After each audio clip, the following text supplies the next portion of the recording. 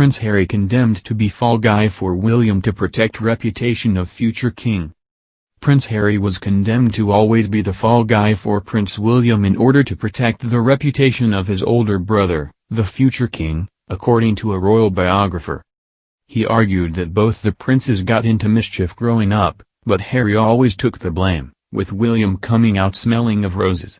For example, when Harry got into trouble for drinking and smoking cannabis, it had been at a party organized by William and attended by several boys who were generally older than Harry.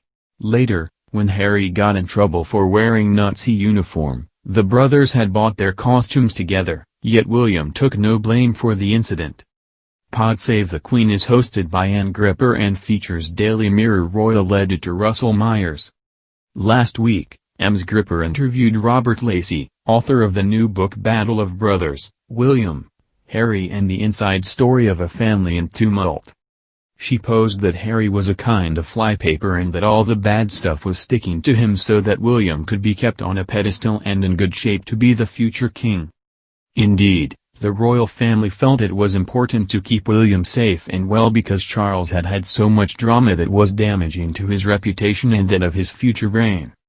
In this way, Harry's transgressions were almost allowed to be exaggerated in his role as the spare to allow William's goodness to shine through. Mr. Lacey said, "In all my years of studying the royal family and writing about it, I've never heard them compared to flypaper, but I think that's absolutely brilliant. I think it does describe very well the role that Harry was condemned to play and all the spares have been condemned to play because, as you say, it's very important for us. At the end of the day, I don't think we should cast too much blame on the royal family, they are simply doing what we want a perfect heir and family, just as we want a perfect monarch. And if the cruel logic of it is that there has to be a fall guy, then that's the role for Harry." Mr. Lacey compared Harry to Princess Margaret and Prince Andrew, two spares from previous generations, and how they also managed to get themselves a bit of a reputation. Both Margaret and Andrew were known for their party lifestyle and numerous flings. Similarly, Harry was branded the party boy, despite William also engaging in plenty of similar activity. Mr. Lacey said, moving on from their childhood to adolescence, a lot of the time they're based in Highgrove, Prince Charles' home in Gloucester that he chose to locate curiously close to where Camilla lived.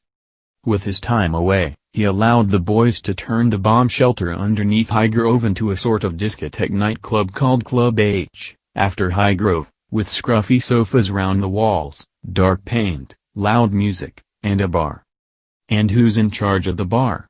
Well, his elder brother William, 2 and a bit years older than Harry, and it's William who basically sets up this whole party theme that involves other young people who are largely older than Harry, who is drawn into a world that is really too early for him. And he succumbs to it. And you mentioned what was called in the news of the world Harry's drug shame, when he admitted to having used cannabis. And the even more infamous Nazi uniform occasion when he went to a fancy dress party with a swastika on his arm and, of course, when he went to choose his costume he went to choose it with William and both boys were involved in their choice of costumes. William was a leopard or a lion, we're not quite sure what. But we know that Harry was dressed as one of Rommel's Afrika Korps and they went to the party, both of them laughing together. And because someone stole a picture at the party that got published, Harry got all the blame and William came out smelling of roses. Mr. Lacey compared the dynamic between the boys to the old nursery rhyme, "I'm the king of the castle, you're the dirty rascal." He argued that these two roles are fulfilled by the two brothers and that one cannot exist without the other. He said, "Who's the king of the castle? Well, that's William. Who's the dirty rascal? That's Harry. You can't have a king of the castle without the dirty rascal, in a way."